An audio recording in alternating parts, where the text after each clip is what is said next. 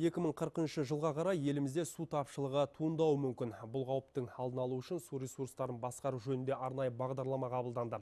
Қоршаған орта және су ресурстары министрінің орынбасары Ерлан Нысанбаев брифингте осылай деп мәлімдеді.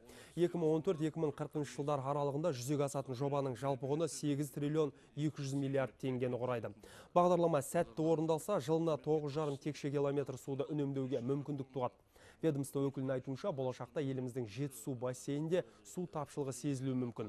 Ертістен өзге өзендерге атап айтқанда, Іле, Тобыл, Нұра, Сарысу және Есілге де осындай қатер төніп тұр. Тек ауыл шаруашылығында 60%-дай су сол өсімдікке барғанша, соның арасында испарение бар, бәрі общий алғанда, жалпы алғанда жоғалады.